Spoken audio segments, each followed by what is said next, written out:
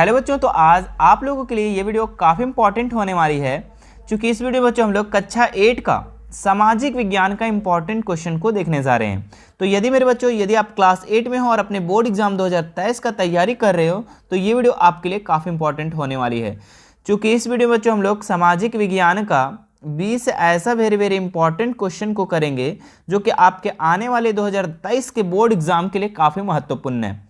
ठीक है, इसमें बच्चों हम लोग महत्वपूर्ण प्रश्न एमसीक्यूज पूरा करवाया जाएगा और ये आज सामाजिक विज्ञान का दूसरा क्लास है। ठीक है, इसमें बच्चों आप लोग का 2023 के बोर्ड एग्जाम के तैयारी के लिए आप लोग को 8 मॉडल सेट को कंप्लीट करवाया जा रहा है। ठीक है, तो आज हम लोग इसमें दूसरा सेट को करेंगे बच्चों।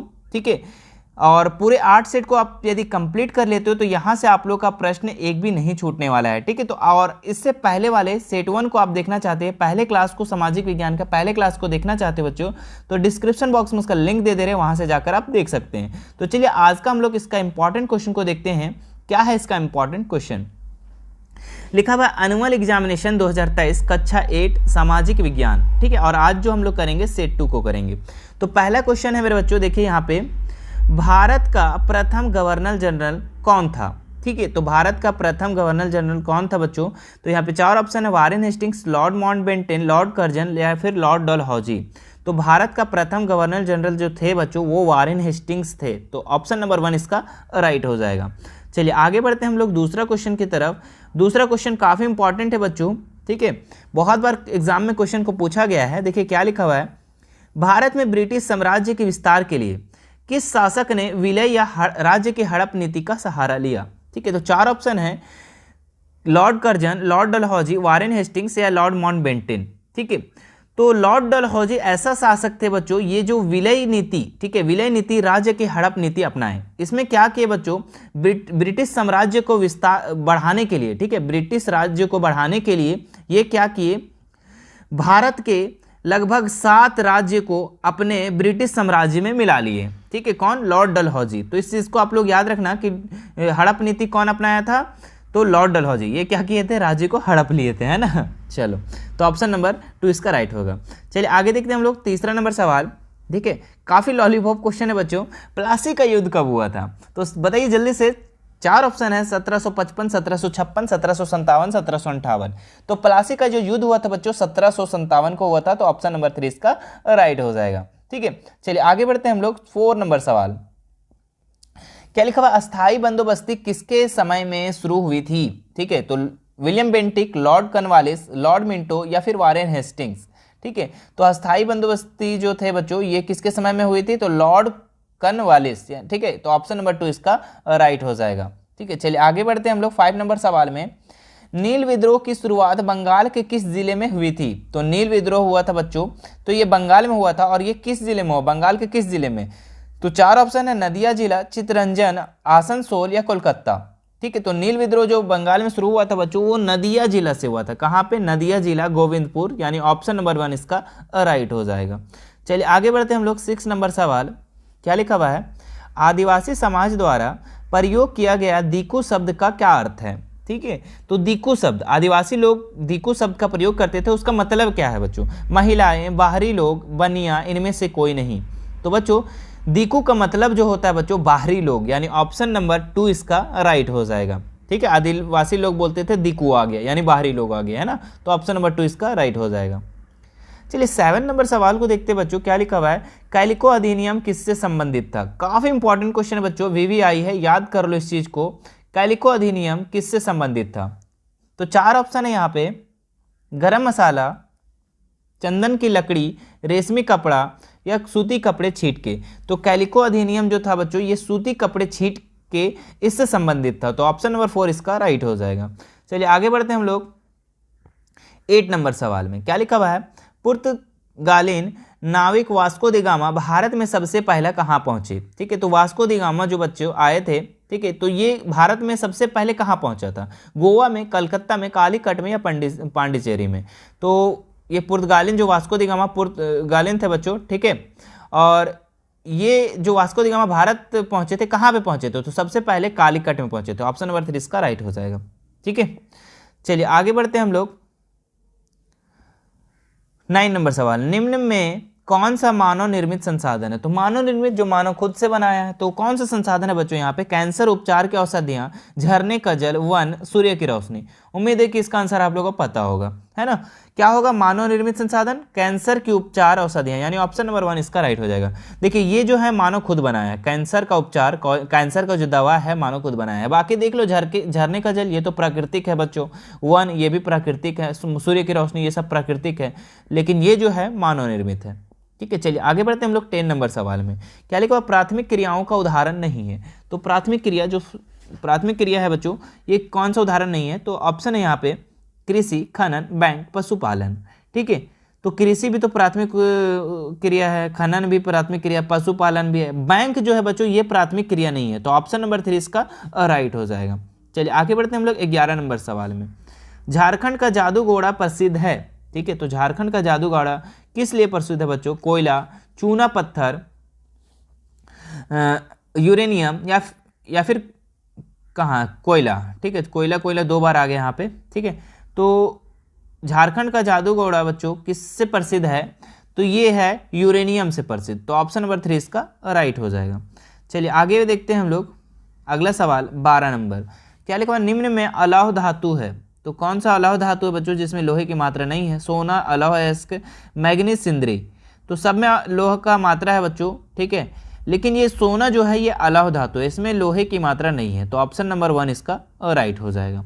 ठीक है, चलिए आगे देखते हैं हम लोग 13 नंबर सवाल। क्या लिखा हुआ है? झारखंड में तांबा उद्योग कहाँ है? तो झारखंड में तांबा उद्योग कहाँ है बच्चों? ठीक है, तो 4 ऑप्शन है, गोमिया, धनबाद, घाटशिला या सिंदरी। तो झारखंड में तांबा उद्योग है ये घाटशिला में स्थित है बच्चों। ठीक है, अब बोलेंगे घाटशिला कहाँ पे है? तो ये पूर्वी सिंहभूम जिले में है। ठीक है, कहाँ है? पूर्वी सिंहभूम जिले में, याद रखना घाटशिला कहाँ है? पूर्वी सिंहभूम। ठीक है, PS लिख देते हैं। ठीक है, तो क्लियर हो गया। आगे देखते हैं 14 नंबर सवाल। क्या लिखा हुआ है? भाषा तथा अभिव्यक्ति की स्वतंत्रता का प्रावधान संविधान के कितने अनुच्छेद में किया गया है?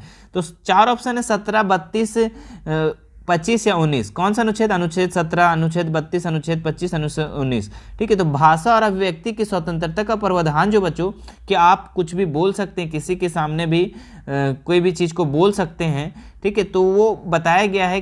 ठीक है, तो ये कौन सा अनुच्छेद में बच्चों? तो ऑप्शन नंबर 4 यानी 19 अनुच्छेद में बताया गया है बच्चों। ठीक है, तो ऑप्शन नंबर 4 इसका राइट हो जाएगा। चलिए आगे देखते हैं हम लोग 15 नंबर सवाल में। विश्व की कुल जनसंख्या का लगभग 75% लोग रहते हैं, 75% लोग रहते हैं। कहाँ रहते हैं? यूरोप और अफ्रीका में, अफ्रीका और ऑस्ट्रेलिया में, एशिया और यूरोप में, या फिर अमेरिका और दक्षिण अमेरिका में। तो बच्चों विश्व का जो कुल जनसंख्या है उसका 75% लोग एशिया, कहाँ पे?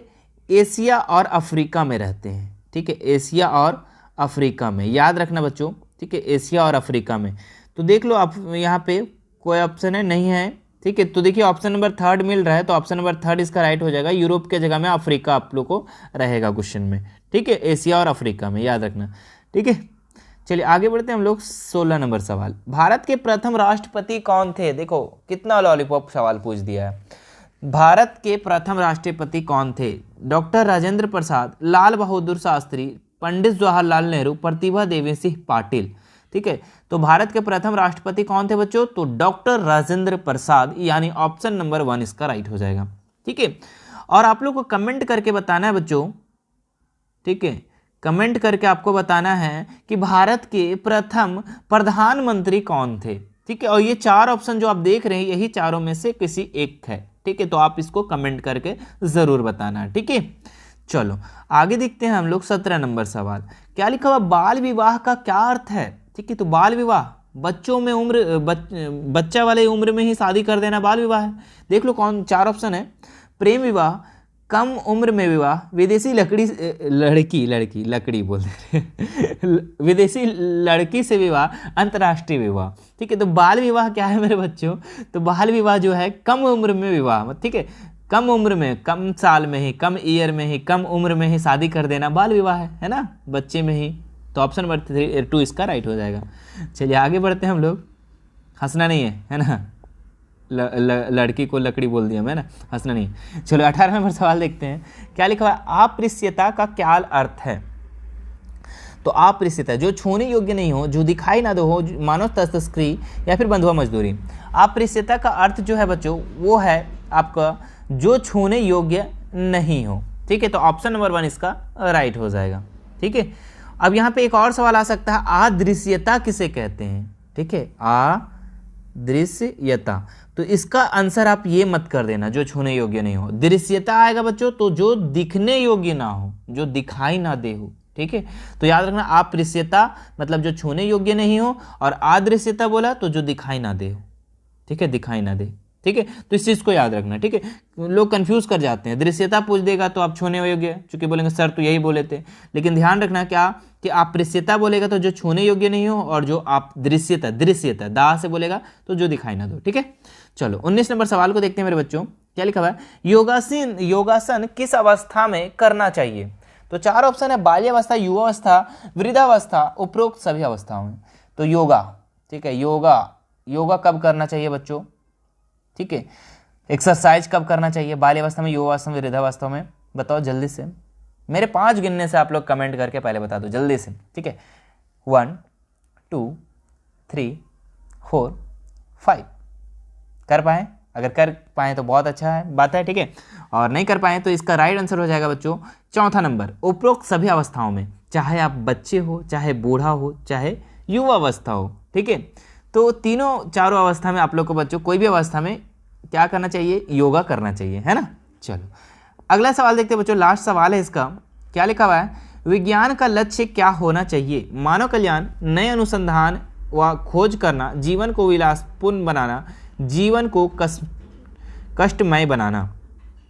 ठीक है, तो विज्ञान का क्या लक्ष्य होना चाहिए बच्चों। ठीक है, तो यहाँ पे देखिए 2 ऑप्शन मैच कर रहा है, मानव कल्याण भी हो सकता है और नए अनुसंधान व खोज करना भी। ठीक है, चूंकि विज्ञान का ही लक्ष्य होता है बच्चों कि नए अनुसंधान, ठीक है, नए चीज को रिसर्च करे और नए चीज को खोज करे। ठीक है, और मानव कल्याण भी होता है बच्चों कि कोई भी चीज को खोज करके मानव को कल्याण करे। ठीक है, मानव का साथ दे। ठीक है, तो यहाँ पे दोनों में से किसी एक आंसर होगा बच्चों, तो आपको कमेंट करके बताना है कि दोनों में से कौन सा आंसर होगा। ठीक है, तो ये था बच्चों आप लोग का 20 वेरी इंपॉर्टेंट क्वेश्चन। ठीक है, सारा इंपॉर्टेंट क्वेश्चन था बच्चों। ठीक है, और आप लोग को पूरे 8 सेट में आप लोग को पूरा करवाया जाएगा इंपॉर्टेंट क्वेश्चन को। ठीक है, तो आज था मेरे बच्चों, इसमें मैं बता देता हूँ डिटेल से एक बार। हाँ, सामाजिक विज्ञान हम लोग पढ़ रहे हैं, और सामाजिक विज्ञान का आज हम लोग दूसरा सेट को कंप्लीट कर लिए। ठीक है, पहला सेट को तो हम इससे पहले कंप्लीट कर लिए थे। ठीक है, और इसमें से आप तीसरा सेट, चौथा सेट, 5वां सेट, 6ठा सेट, 7वां सेट, 8वां सेट, 8 सेट को हम लोग कंप्लीट करेंगे बच्चों, और सारे VVI क्वेश्चन को हम लोग कंप्लीट कर लेंगे। ठीक है, तो यदि आप इसके अगले सेट का वेट कर रहे हैं तो कमेंट जरूर करना मेरे बच्चों। ठीक है, कमेंट जरूर करना। और यदि आप इस वीडियो को बाद में देख रहे हो, ठीक है, कुछ दिन बाद देख रहे हो, तो आपको वहां पे 8 सेट, पूरा 8 सेट आपको मिल जाएगा डिस्क्रिप्शन में। कोई भी वीडियो के डिस्क्रिप्शन में आप लिंक पे टच करेंगे तो वहां पे 8 वीडियो पूरा का पूरा नजर आएगा। ठीक है, तो ध्यान रखना। ठीक है, तो चलिए, उम्मीद है कि आप लोगों को वीडियो बहुत पसंद आया होगा। ठीक है, तो लाइक जरूर कीजिएगा और ज़्यादा से ज़्यादा शेयर कीजिए मेरे बच्चों। ठीक है, और कोई भी प्रॉब्लम्स होते हैं, ठीक है, कोई भी प्रॉब्लम आता है तो हमारे इंस्टा आईडी है बच्चों, ठीक है, दिस इज कैफ 93, या फिर उसका लिंक जो है डिस्क्रिप्शन में दिया हुआ है, वहाँ से आप हमारे इंस्टाग्राम में ऐड हो सकते हैं और वहाँ पे हमें बेझिझक कोई भी कमेंट कर सकते हैं, कुछ भी पूछ सकते हैं। ठीक है, और कोई भी वीडियो अगर नहीं मिल पा रहा है तो वहाँ पर आप हमसे पूछ सकते हैं। तो चलिए मिलते हैं नेक्स्ट वीडियो में मेरे बच्चों, धन्यवाद।